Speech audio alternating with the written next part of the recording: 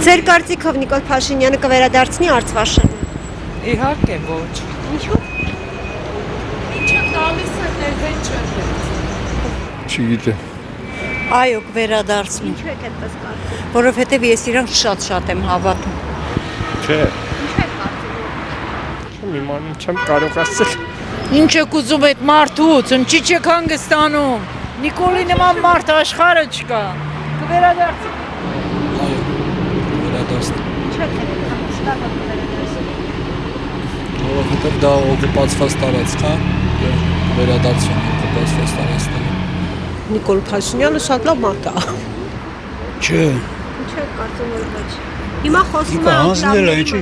ինքը հանձնել է, որ հետո վերադարձնի։ Չէ վերադարձնի։